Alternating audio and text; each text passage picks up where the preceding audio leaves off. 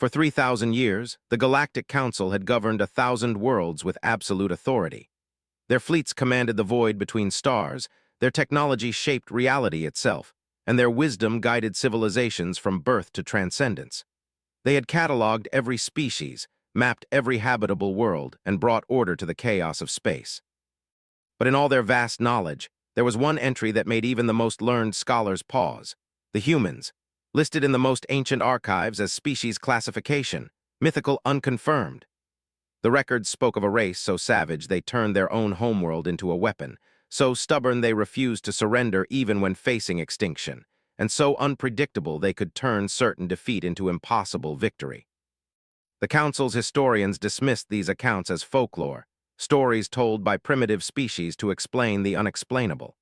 After all, no civilization could survive the levels of conflict described in these tales. No species could endure the hardships attributed to these humans and still maintain enough unity to reach the stars. They were wrong.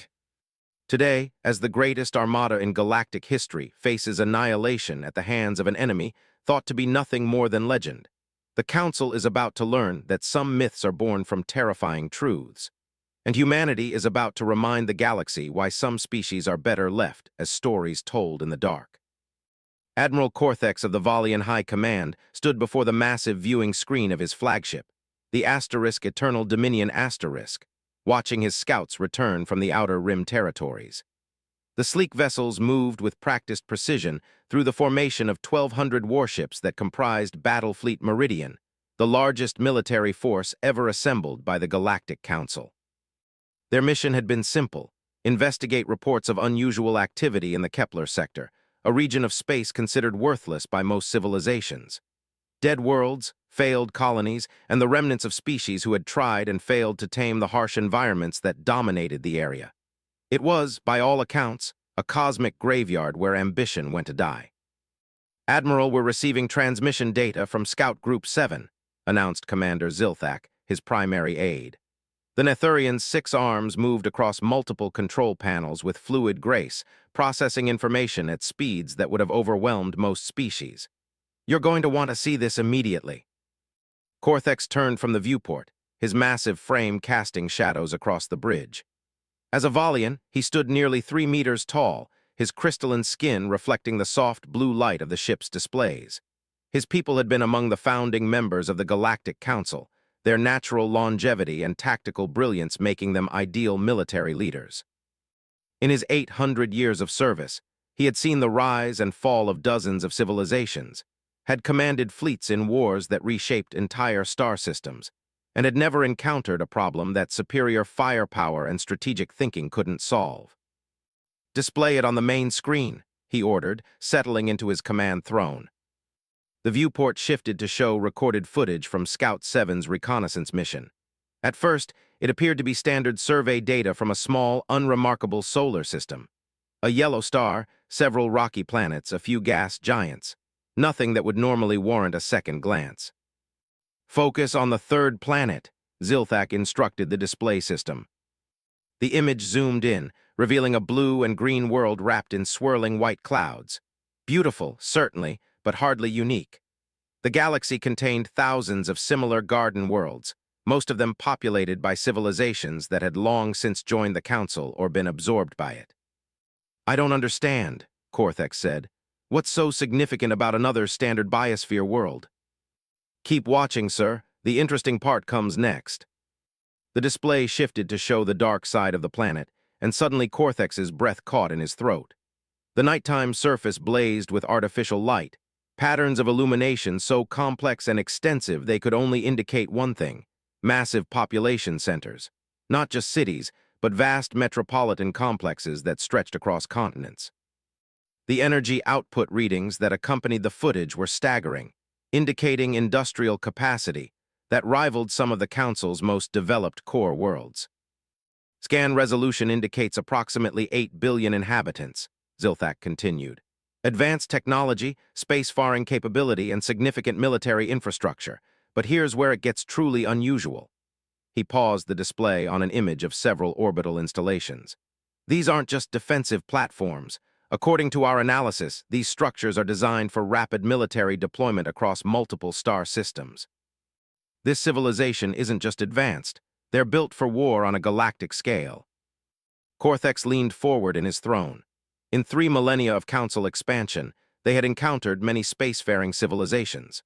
Some had joined willingly, others had required gentle persuasion, and a few had needed to be forcibly integrated for the greater good of galactic peace.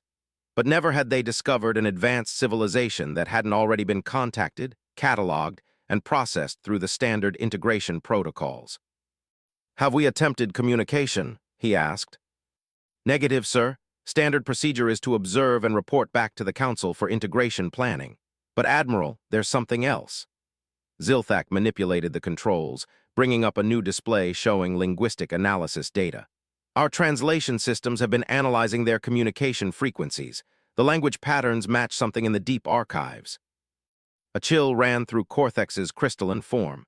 The deep archives contained information dating back to the Council's founding, records so ancient that many of the species that had contributed them were now extinct. References to civilizations that existed only in legend, stories passed down through generations of spacefaring peoples. "Show me the correlation," he ordered. The display split to show 2 sets of linguistic patterns side by side. On the left, the real-time communications intercepted from the unknown planet. On the right, ancient text fragments labeled with a designation that made Cortex's hands clench involuntarily. Mythical species archive classification. Human. 97% linguistic match, Zilthak reported quietly. "Admiral, according to the archives, humans are supposed to be a myth. Stories told by primitive cultures about a species so violent and unpredictable that they supposedly conquered their homeworld through constant warfare, then somehow unified long enough to reach the stars." Cortex had read those archives during his early military education. The accounts described a species that defied every principle of civilized development. According to the stories, humans had evolved as persistence predators on a death world, developing an almost supernatural capacity for violence and an absolute refusal to submit to authority they didn't respect. The Tales spoke of beings who would fight impossible odds purely out of spite, who could somehow function as a cohesive military force while maintaining individual independence that bordered on anarchy. Most scholars dismissed these accounts as exaggerated folklore. No species could survive the level of internal conflict described in the human myths while still developing space travel. It was a biological and sociological impossibility. There must be an error in the analysis, Cortex decided. Run it again with expanded parameters. "Sir, we've run it 6 times with different analytical models. The results remain consistent." Zilthak's voice carried a note of unease that was unusual for his normally composed species. "There's more. Our long-range sensors detected something else in the system." The display changed again, this time showing the outer regions of the mysterious solar system. Among the expected debris fields and minor planetary bodies, the sensors had detected artificial constructs. Not space stations or mining facilities, but something far more ominous. "Military shipyards," Cortex breathed, recognizing the configuration immediately despite their alien design. "How many vessels?" Conservative estimate places their fleet strength at approximately 40,000 active warships, with production capabilities suggesting they could double that number within a standard year. Zilthak paused, checking his readings again. "Admiral, these aren't just numbers. The energy signatures we're detecting suggest weapons technology we've never encountered.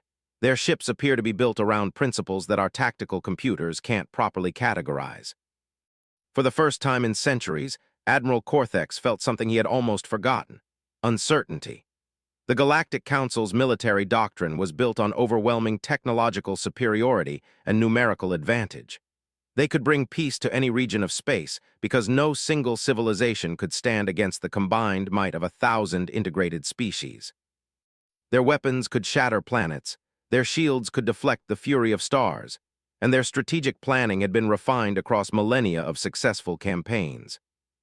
But the humans, if these truly were the humans of legend, represented something outside the established paradigm.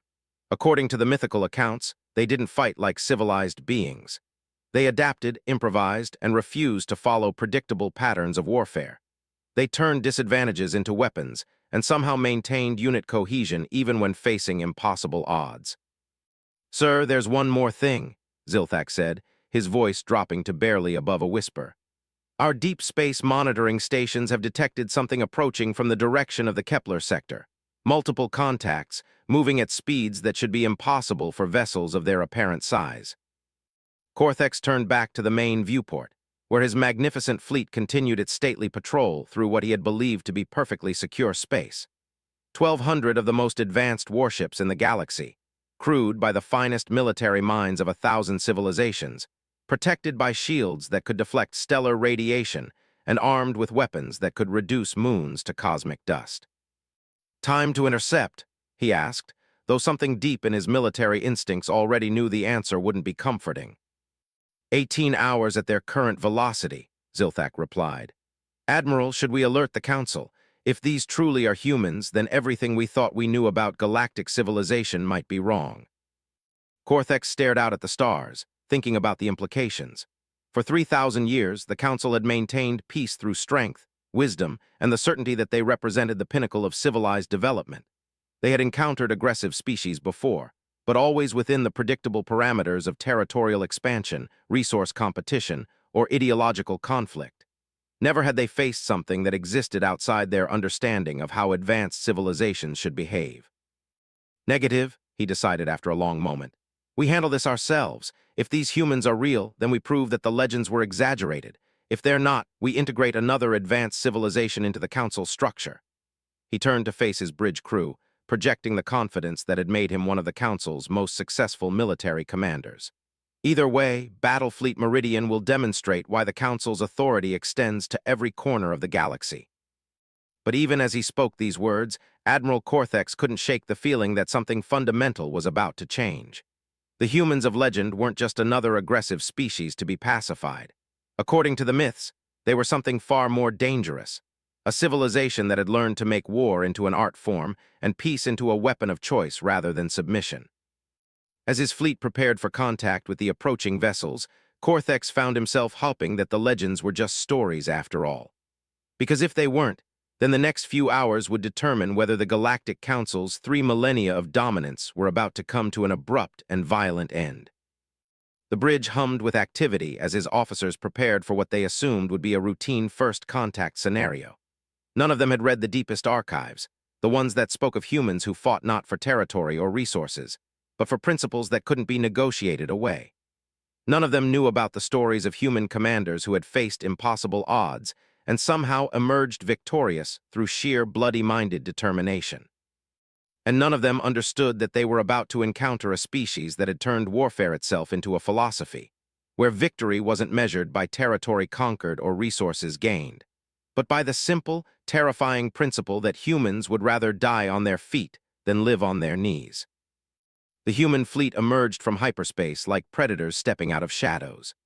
Admiral Korthex watched the tactical display with growing disbelief as vessel after vessel materialized in perfect formation, their approach vectors calculated with mathematical precision that spoke of military minds trained in the art of warfare rather than simple aggression.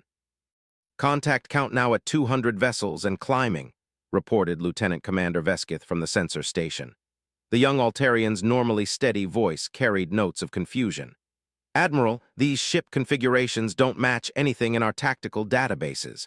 The hull designs appear to prioritize mobility and firepower over defensive capabilities." Korthex studied the approaching formation through the enhanced magnification of the main viewer.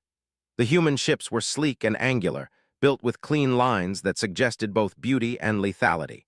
Unlike Council vessels, which were designed to project power through size and impressive defensive capabilities, these craft seemed built for one purpose: to close with an enemy and destroy them efficiently. "Sir, we're receiving a transmission on standard diplomatic frequencies," announced Communications Officer Thranks. The insectoid being's compound eyes reflected the bridge lighting as multiple translation matrices processed the incoming signal. "The linguistic patterns confirm it. These are definitely humans." "Put it through," Korthex ordered, settling deeper into his command throne. This was the moment that would determine whether the next few hours would be remembered as a successful diplomatic contact or as the beginning of something far more serious. The main screen shifted to display the interior of what was obviously the bridge of the lead human vessel. The figure that appeared was smaller than Cortex had expected, barely 2 meters tall and built with a compact efficiency that suggested a species evolved for endurance rather than raw physical power. But it was the human's eyes that caught the Admiral's attention, intelligent, calculating, and utterly without fear despite facing a fleet that outnumbered his own by a factor of 6 to 1. "I am Admiral Sarah Chen of the Terran Colonial Defense Force," the human said, her voice carrying an authority that seemed to fill the space between the two fleets. "You have entered territory under human protection. State your intentions." Cortex felt his crystalline skin warm with indignation. In 3,000 years, no species had dared to demand explanations from a council fleet. The sheer audacity of this tiny being, representing a civilization that allegedly didn't exist, presuming to challenge Battle Fleet Meridian, was almost incomprehensible. "I am Admiral Cortex of the Valian High Command, speaking for the Galactic Council," he replied, allowing his voice to carry the weight of absolute authority. "These regions of space fall under Council jurisdiction. You will submit to standard integration protocols and prepare to receive our diplomatic representatives." The human's expression didn't change, but something shifted in those alien eyes. Not fear, not anger, but something that reminded Cortex of the look he had seen in the eyes of cornered predators just before they chose to fight rather than flee. "Admiral Cortex," Chen said with what might have been politeness if not for the steel underneath, "humanity doesn't submit to anyone. We're willing to discuss mutual cooperation, trade agreements, and peaceful coexistence. But we don't take orders from self-appointed galactic authorities." The bridge of the asterisk Eternal Dominion fell silent. In the entire history of Council expansion, no species had ever simply refused integration. There had been negotiations, conditions, even temporary resistance, but never flat rejection of the Council's fundamental authority. "You misunderstand the situation," Cortex replied, his patience wearing thin. "The Council has governed this galaxy for 3 millennia. Every civilized species recognizes our authority. Integration isn't optional, it's how galactic peace is maintained." Admiral Chen leaned forward slightly, and Cortex caught a glimpse of something that made his military instincts suddenly alert. Behind the human commander, he could see her bridge crew working with quiet efficiency. But their body language wasn't that of beings preparing for diplomatic negotiations. They moved with the controlled tension of soldiers preparing for combat. "Admiral," Chen said, "let me explain something about humans that your council might have missed in whatever ancient records you've been reading. We spent the last 10,000 years perfecting the art of warfare. Not conquest, not expansion for its own sake, but the defense of our right to exist as free beings. We fought each other, our environment, hostile alien species that tried to exterminate us, and cosmic disasters that would have wiped out most civilizations." She paused, and when she continued, her voice carried a note that made Cortex's tactical computers automatically shift to combat readiness. "We've learned to be very, very good at saying no to would-be conquerors, and we've learned to make that no stick." "You have 200 ships," Cortex pointed out, allowing a note of condescension to enter his voice. "I have 1,200, each one capable of reducing your homeworld to asteroids. Your bravery is admirable, but mathematics is mathematics." Admiral Chen smiled, and it was the most terrifying expression Cortex had ever seen on any sentient being. It wasn't the smile of someone facing impossible odds with resignation, or even the smile of someone too foolish to understand their situation. It was the smile of someone who knew something their opponent didn't, and was looking forward to the education they were about to provide. "Admiral, let me tell you about the Battle of Thermopylae," she said conversationally. 300 Spartan warriors held off an army of hundreds of thousands for 3 days. They knew they were going to die. They did it anyway because sometimes the statement you make is more important than the outcome you achieve. Behind Chen, Cortex could see human officers exchanging glances. Not looks of fear or desperation, but something that reminded him of pack hunters coordinating for a strike. "But let me also tell you about the Battle of Midway, where 4 aircraft carriers defeated a much larger force through superior tactics and sheer bloody determination. Or about the Winter War, where one small nation held off a superpower by refusing to fight on their enemies' terms. Or about any of 1,000 similar engagements throughout our history, where humans proved that numbers aren't everything." The transmission paused for a moment, and Cortex realized with growing unease that the human fleet had continued to advance during their conversation. Not in attack formation, but in what his tactical computers were beginning to recognize as extremely sophisticated positioning for maximum combat effectiveness. The point I'm making, Admiral, is that humans have a very long history of turning impossible military situations into learning experiences for our enemies. We're quite good at it. This is your final warning, Cortex declared, abandoning diplomatic protocol entirely. Submit to Council authority or face the consequences. Admiral Chen's smile broadened slightly. Admiral Cortex, I want you to understand something before this goes any further. Humanity didn't ask to be found. We were quite content developing our colonies in what you apparently consider worthless space. We weren't bothering anyone, we weren't threatening anyone, and we weren't looking for a fight. She leaned back in her command chair, her posture somehow managing to convey both relaxation and coiled readiness. But you came to our space with an overwhelming force and demanded our submission. You've essentially declared war on a species that has spent its entire evolutionary history perfecting the art of warfare. So I need to ask you a question, Admiral. Are you absolutely certain this is how you want this conversation to end? Cortex felt something cold settle in his chest.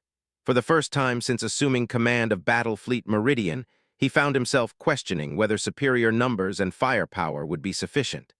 The human's confidence wasn't the bravado of someone trying to bluff their way out of an impossible situation. It was the quiet certainty of someone who had calculated all the variables and liked their odds. Computer, display tactical analysis of human fleet positioning, he ordered quietly. The results made his blood run cold.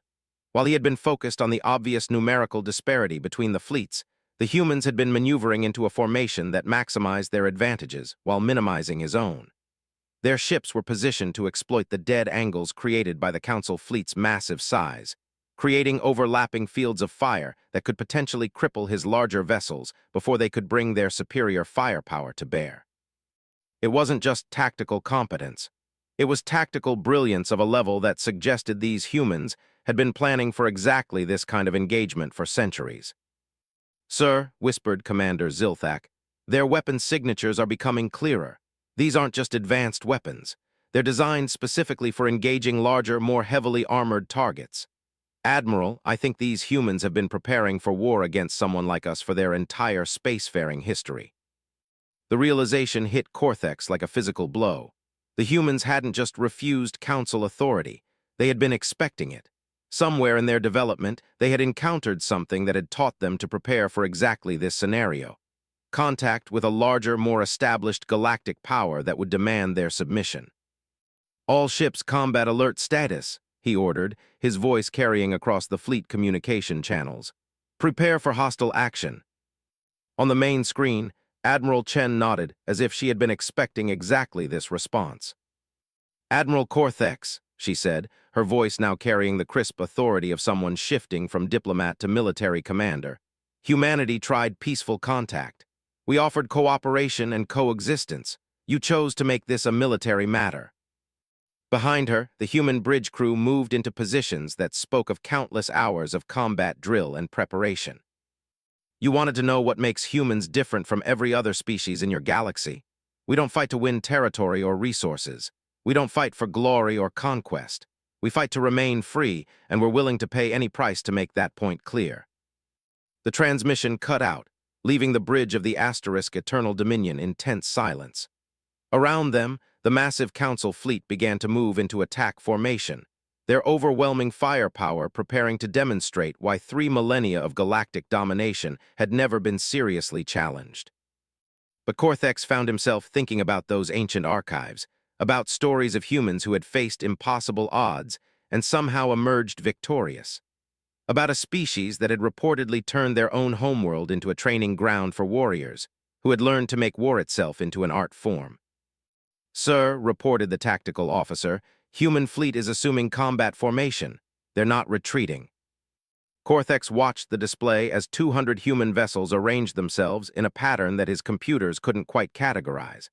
Not the standard battle formations used by civilized species, but something that seemed to flow like a living thing, constantly shifting to maintain advantages that shouldn't have been possible with such a small force. All ships, he commanded, engage at maximum range.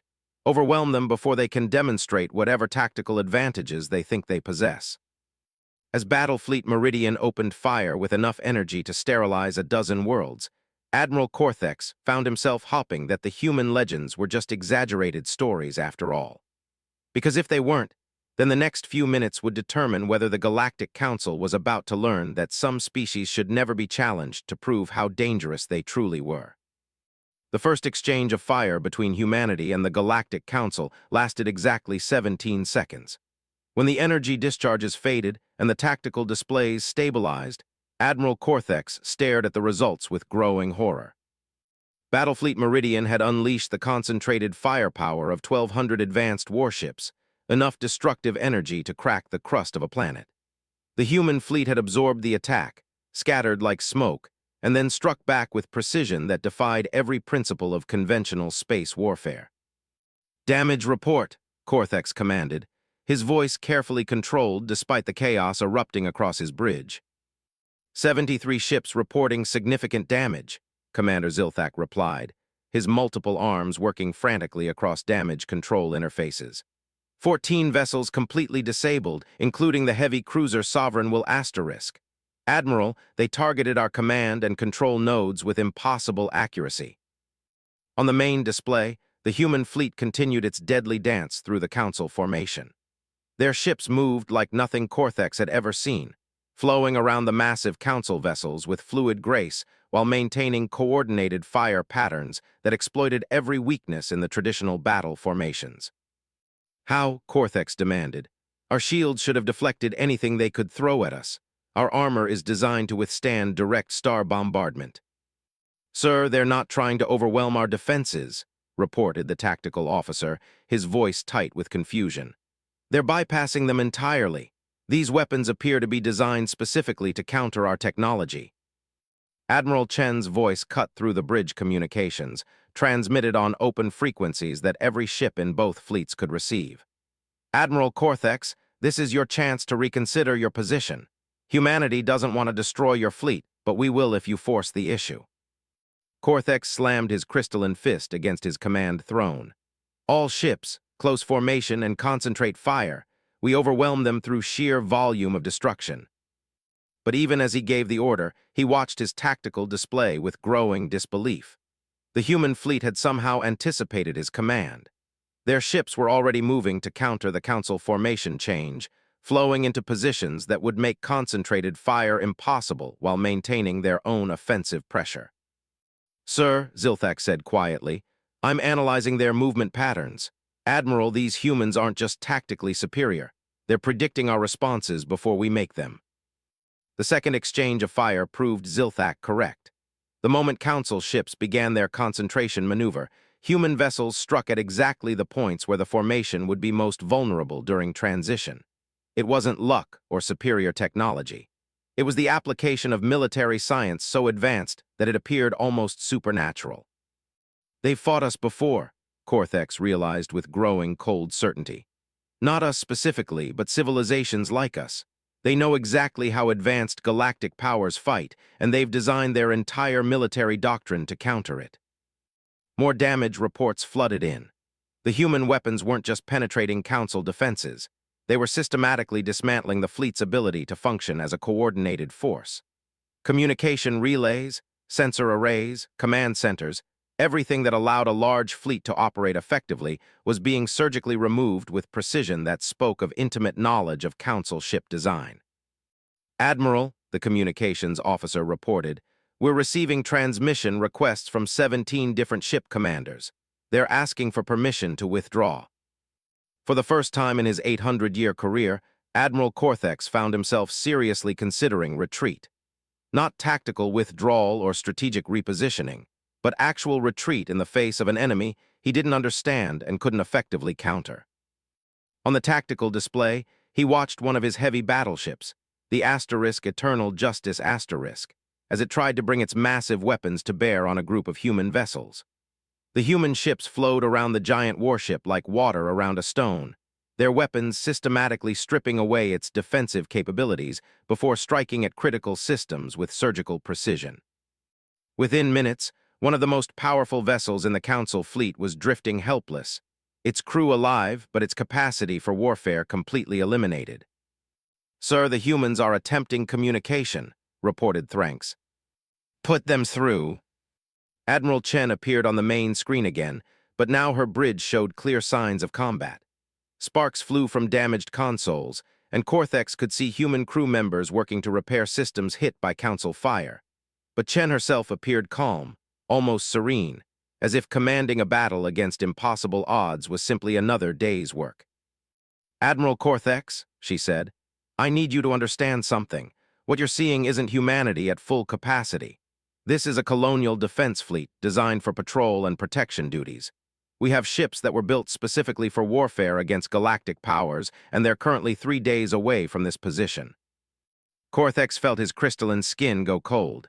If this was a defensive force, what would a full human battle fleet be capable of?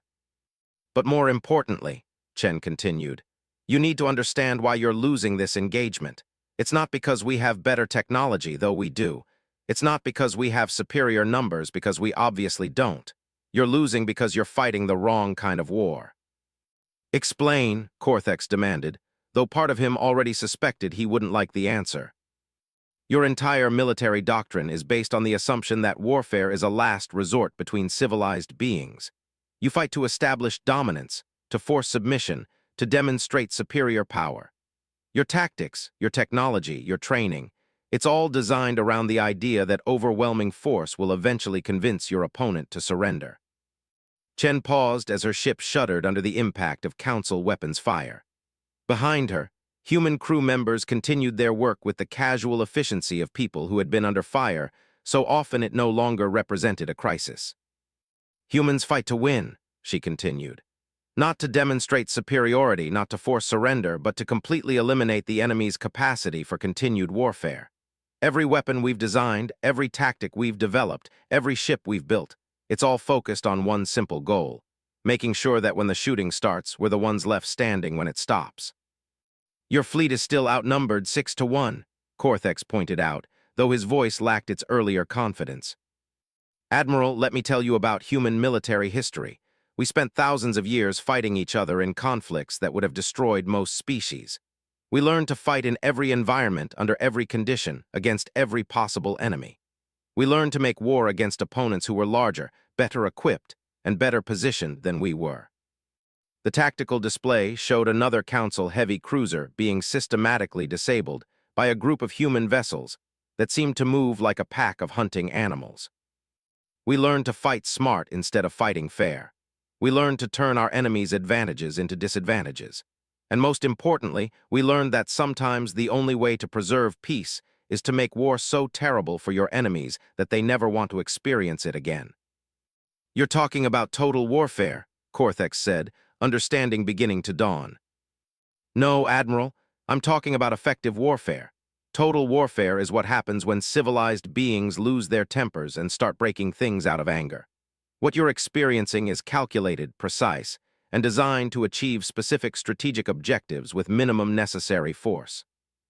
As if to emphasize her point, another Council vessel was disabled with surgical precision, its crew unharmed, but its capacity for combat completely eliminated. "You wanted to know what makes humans different from every other species in your galaxy. We understand that there are things worth dying for, and we're willing to pay that price to protect them. But more importantly, we understand that there are things worth killing for, and we're very good at making other people pay that price instead." The bridge of the Asterisk Eternal Dominion shook as human weapons found their target. Not enough to threaten the massive flagship, but enough to demonstrate that even the most powerful vessel in the Council fleet was vulnerable to human tactics. "Admiral," Commander Zilthak reported quietly, "we've lost 40% of our effective combat strength. The fleet is beginning to lose cohesion." Cortex studied the tactical display, watching his magnificent armada being systematically dismantled by a force that shouldn't have been able to stand against them for more than a few minutes. The humans weren't just winning. They were demonstrating that every assumption the Council had made about galactic warfare was fundamentally flawed. "Admiral Chen," he said, his voice heavy with the weight of 3 millennia of unchallenged authority, "what are your terms?" The human commander smiled again, But this time there was no threat in the expression, only tired professionalism and perhaps a hint of respect for an enemy who had recognized reality. Withdrawal of your fleet from human space, formal recognition of humanity's right to exist as an independent civilization, and establishment of diplomatic protocols for future contact. We're not interested in conquering your territory or destroying your civilization. We just want to be left alone to develop our colonies in peace. And if the Council refuses these terms, then 3 days from now, you'll find out what happens when humans decide to fight a real war instead of a colonial skirmish. Chen's expression became serious. Admiral, I respect your courage and your tactical skill. You've commanded your fleet well under impossible circumstances. But you need to understand that humanity has been preparing for contact with a galactic authority for our entire spacefaring history. This engagement was always going to end this way. Cortex looked around his bridge, seeing the faces of officers who had served the Council faithfully for centuries, now confronting the reality that their technological and numerical superiority meant nothing against an enemy that understood warfare better than they did. All ships, he commanded, cease fire and assume defensive positions. Prepare for withdrawal to minimum safe distance. As Battle Fleet Meridian pulled back from the engagement zone, Admiral Cortex found himself thinking about the reports he would have to file with the Council. How could he explain that the most powerful military force in galactic history had been defeated by a species that supposedly existed only in ancient myths? How could he describe the tactical brilliance of beings who had turned warfare itself into a form of art? But perhaps more importantly, how could he convince the Council that humanity represented something entirely outside their experience?